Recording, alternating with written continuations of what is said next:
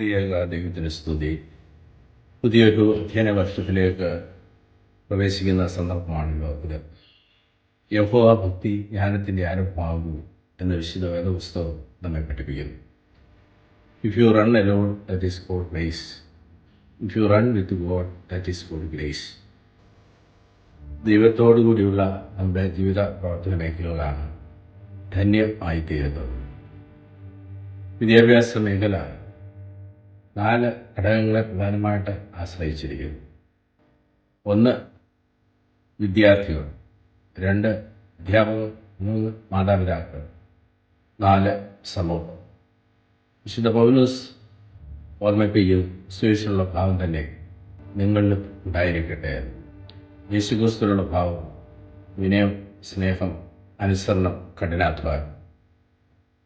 അധ്യയന വർഷത്തിലേക്ക് പ്രവേശിക്കുന്ന നമ്മുടെ കുഞ്ഞുങ്ങൾ വിനയത്തിലൂടെയും സ്നേഹത്തിലൂടെയും അനുസരണത്തിലൂടെയും കഠിനാധ്വാനത്തിലൂടെയും ജീവിതം കരുപ്പിടിപ്പിക്കുവാൻ തക്കവണ്ണം ദൈവം ഇടയാക്കട്ടെ എന്ന് പ്രാർത്ഥിക്കുന്നു. അധ്യാപകർ ഒരു പുതിയ സമൂഹത്തെ വാർത്തെടുക്കുന്ന പ്രക്രിയയിലാണ് എന്നുള്ള ബോധ്യത്തോടുകൂടി സമർപ്പിതരായി ഈ അധ്യയന വർഷം പ്രവർത്തിപ്പാൻ ഇടയാകട്ടെ എന്ന് ഓർമ്മിപ്പിക്കുന്നു.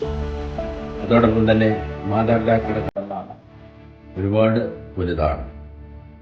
ഒരു തലമുറയെ വാർത്തെടുക്കുന്ന പ്രക്രിയയിൽ മാതാപിതാക്കളും പങ്കാളികളാകുന്നതിനുള്ള പൂർണ്ണമായിട്ടുള്ള ബോധ്യം അവർക്കും ഉണ്ടാകണം എന്ന് ഓർമ്മിപ്പിക്കുന്നു. നാം ജീവിക്കുന്ന സമൂഹം മാറ്റങ്ങൾക്ക് വിധേയമാണ്. സമൂഹത്തിൽ ഏറ്റവും സ്ഥായിയായിട്ടുള്ള മാറ്റങ്ങൾ മാത്രമാണ്. ഈ സമൂഹത്തിലെ ചലനങ്ങൾ ഉൾക്കൊണ്ടുകൊണ്ട് അർത്ഥപൂർണമായുള്ള വിദ്യാഭ്യാസ നിർവഹണത്തിന് അതിൽ ഉൾപ്പെട്ടിരിക്കുന്ന എല്ലാവർക്കും സാധ്യമായി തരട്ടെ എന്ന് ഈ സമയത്ത് പ്രാർത്ഥിക്കുന്നു. ദൈവത്തിൻ്റെ നന്മയോടൊപ്പം എത്താനുള്ള സഞ്ചാരത്തെയാണ് ജീവിതം എന്ന് പറയുന്നത്. ആ നന്മയിലേക്കുള്ള പ്രയാണമാണ് ഈ അധ്യയന വർഷം, ഒരു വർഷം പഠനത്തിലൂടെ തുടർന്നുള്ള ജീവിത സാഹചര്യങ്ങളിലൂടെ സാധ്യമായി തീരേണ്ടത്. അർത്ഥപൂർണമായുള്ള നന്മ നിറഞ്ഞ ജീവിതം എല്ലാവർക്കും ആശംസിച്ചുകൊണ്ട് പുതിയ അധ്യയന വർഷം എല്ലാവർക്കും അനുഗ്രഹപൂർണ്ണമായി തീരട്ടെ എന്ന പ്രാർത്ഥനയോടെ നിർത്തുന്നു. ദൈവം ഏവരെയും അനുഗ്രഹിക്കട്ടെ.